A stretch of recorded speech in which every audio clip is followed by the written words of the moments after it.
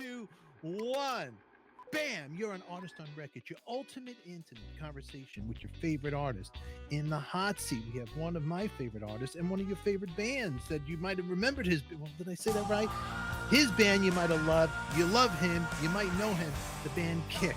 And it's Ronnie 1010 Younkins. Now, KIX retired, as we all know, but Ronnie Younkins did not retire. He has new music. We're going to talk about that. We're going to talk about his past, his present, and what he is doing at this very moment with you. If it's your first time here, subscribe, hit the bell to be notified. And if you want to see this episode unedited right now, join our members only club. It supports the channel, the fun, and you could be a part of the interview.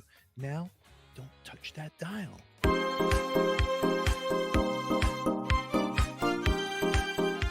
Today we have Mr. Ronnie 1010 Younkins from KIX in the hot seat.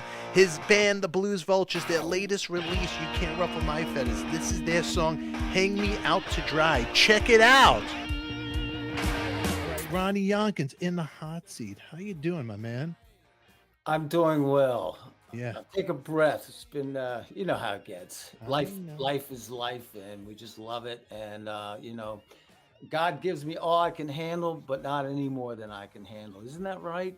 I think so. You know I what, think man? so. I think so. It is right. And, really quick, I want to talk about something really cool that's going on because everybody knows KIX retired and all that stuff. And it was one of those legendary cult following band, I would say. It's like one of the biggest, greatest bands, but that influenced every great big band. Like you got Poison, Guns N' Roses, you influence all these major bands. And then you're old guys, or old band, or us old guys. Or am I saying it wrong? Already I fed my guess. But you know That's what I mean. okay. You know what I mean. It's just that time, the 80s, and it was such a great time for music, whether we remember the times or we took the time for granted, but it was a great time. It really was. And we sound like our grandparents back in my day, but man, there was nobody like KIX, no other band. And because of you, I don't think there'd be a Poison or maybe a Guns N' Roses. Would you say? They did, they respected our band. I appreciated that so much. Yeah. I do. I saw my friend Brent, Brent Fitz at a show, and Slash said a really, really cool things that we were real. And I appreciate him saying that. Those guys were authentic, and it's an honor to have bands that looked up to us and even stole stuff from a copy. Hell, we stole stuff from the Stones and Yeah. Aerosmith. We take from everybody. We took stuff from I steal stuff from Jimi Hendrix, and whatever. I mean, It's all it's right. Everybody showbiz. it's borrowing. Everybody borrowed from We somebody. borrow, You know, not necessarily steal. Borrow is a better word. beg, borrow, and steal. You beg for forgiveness after you steal, and then you go take it to the top, and then later beg for forgiveness later. So Yeah. if you want to beg slash for forgiveness, but if it wasn't for none of this, hey, if it wasn't for Ronnie Yonkins, I don't think there'd be the inspiration for some of the colors that those guys have took from you guys. Like Motley Crue took from Hanoi Rocks a little bit, would you say? Yeah. You know, Yeah. hey, to be careful what you say. You upset Nikki Six, you'll be in trouble. You'll never get to Really? play in this town. I don't know. He's powerful. He's rich. Oh, Not like yeah. me. Not like me. But you know what? You guys are just one of those great bands that influence a lot of people. And you got to give, a big applause to a guy like Donnie Purnell, who really, Absolutely. yeah, great Absolutely. songwriter. Absolutely. If it wasn't for him, the band wouldn't have been what it was. And he was a visionary. And when I started the band with him, as you know, he had some songs. I heard those songs when I was 19 years old, and I was tired of playing covers. And as soon as his band split up, I was in there like a vulture, calling him, let's put a band together, because I knew he had good songs. I heard them, and it developed from there. And we were together all the time, and we practiced all the time, and we videoed shows. We watched the shows. I heard Kiss did that when they started out. I respect that. And we watched what we knew, we saw, we heard what needed to be worked on, perfected. Yeah. And there was a time, and when I actually saw recently some shows that we did in like 1991 and 92, and I was like, oh my God, that's a good effing band. And seriously, I was like, damn, we did that. And not to brag and but it's true. It's a fact.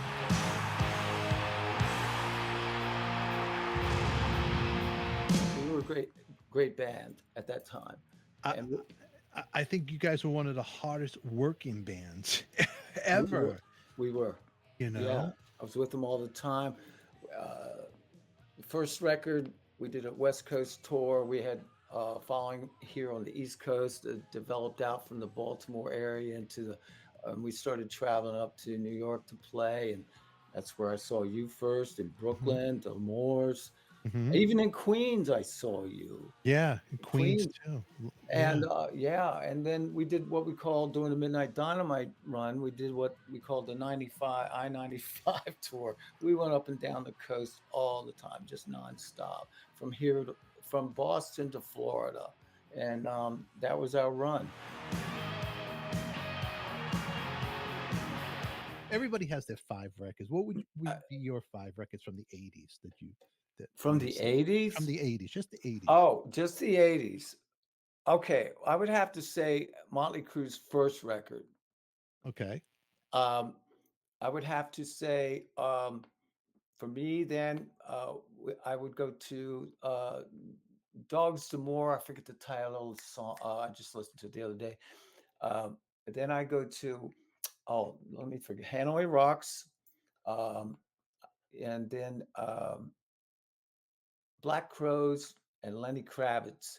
All right. I forgot to mention Appetite. That's Appetite. one, yeah, Appetite for Destruction. What a great record. I mean, that stands up to the test of time. Mine were a little more on the roots rock and roll side. Yeah. I wasn't really a more of the heavy metal guy, although I did see Wasp first show in Los Angeles at the Troubadour. I was Oh, there. whoa, I whoa, was there. I couldn't whoa. afford to get through the door, but I watched them through the bar window out there. There's a little window. I was like, watching the place was packed and it was loud. It was the loudest band I'd ever heard at that point. That Wow. that was when I wasn't in KIX for 6 months.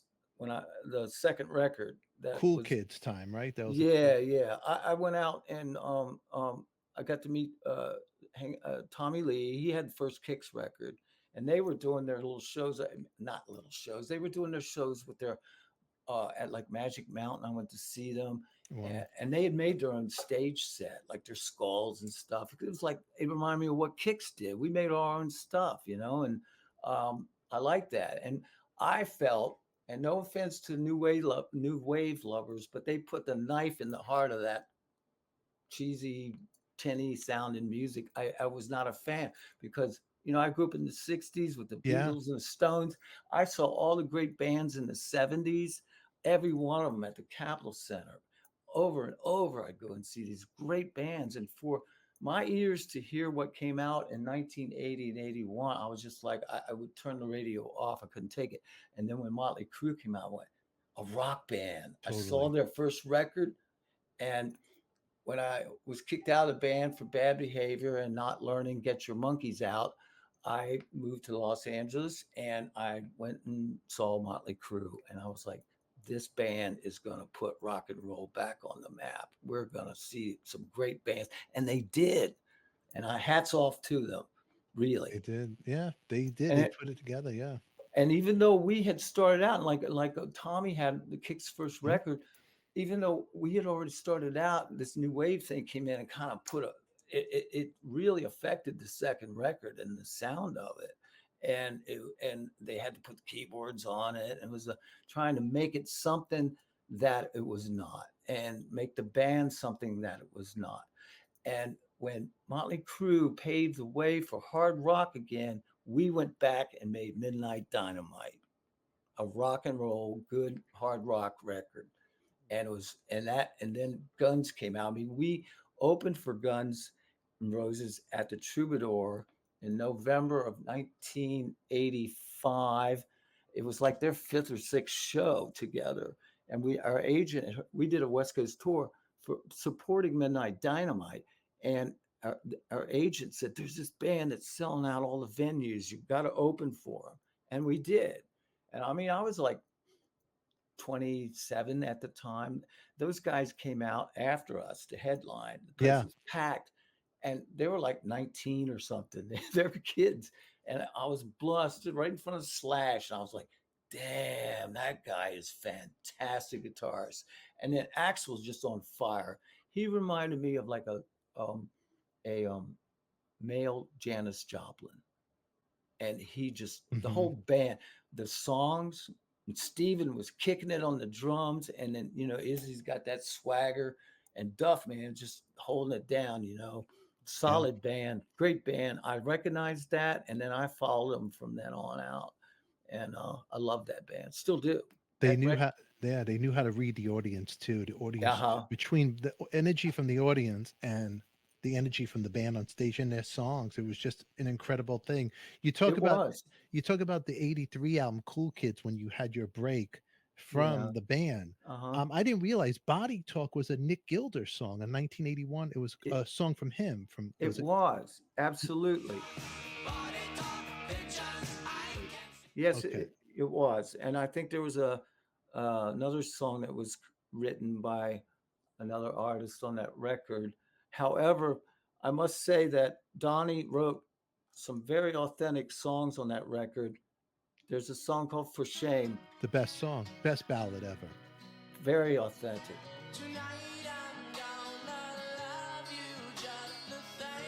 beautiful song, a great song, and there was "Restless Blood" was a rocking song. That was a cool song on that record. Um, but And Mighty Mouth, you had Mighty Mighty Mouth. Mouth was good.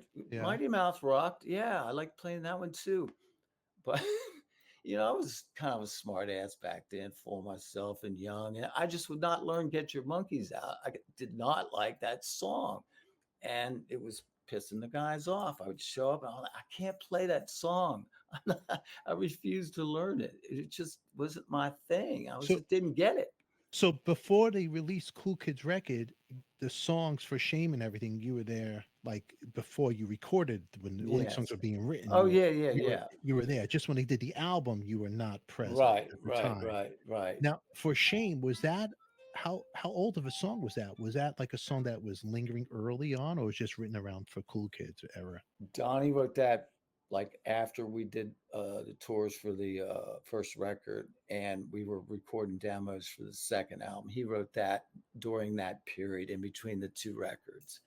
He came in one day and played it on his acoustic guitar, and yeah, so that's when he wrote that song, and that is just a wonderful. It's a great song. What can I say? Who's the song about? Do you, is there a I do story not behind know. it? No. It's I never could really. It would take. It's even hard for an artist probably to interpret their own songs and what the lyrics are about. I mean, to a degree, that's a good way to also get out of saying uh, what maybe a song is really about if you really don't want to talk about it. Um, uh, it's hard to interpret, but I really don't know what that song's about. He would have to explain that. Yeah, it's beautiful lyrics on it. Absolutely. It's definitely about something in a relationship and for shame and Yeah. about some Yeah. people drifting apart or just Uh-huh. it's a great tune. It's you It guys is. really it's one of even if you don't like the cool for the people the cool kids record, some people might it might Uh, be considered the way people feel about Kiss the Elder. That's Kix's Elder album. Right, But right. I think the album is pretty cool, and I like Thank that you. it's because it's that's it was going on at the time. But you're gonna have to. It's like a rarity, and plus on the album cover, Brian Forsyth looks so cool. He looks like a Ramon, but he looks and Yeah, he he did had a look good hair day that day. he definitely had a good hair day. I, he did. He looked great. Yeah, he's had his Joe Perry stance on on there, and little Ramones look. Yeah, and but yeah, that record. I mean, It's we a great record, yeah, for what it is. yeah, I came back here. And after about 6 months, some band offered me a gig back. I came back, played with them one day, and I was like, this is not me. And then Brian came to my house to see how I was doing.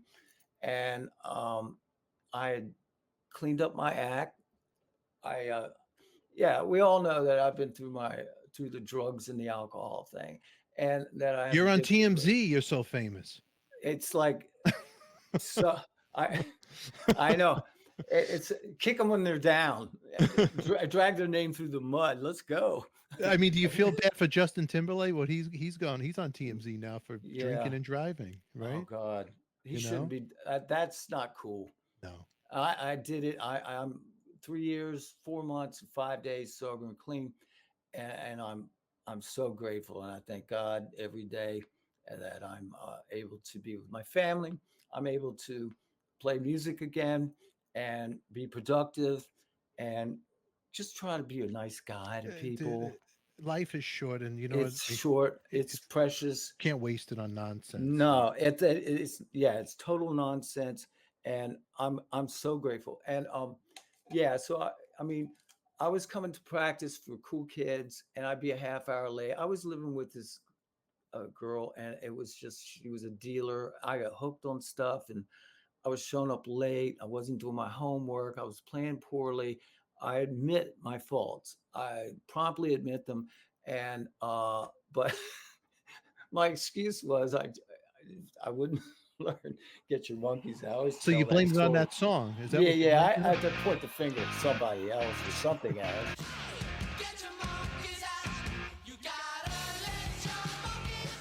No, I blame it all on me.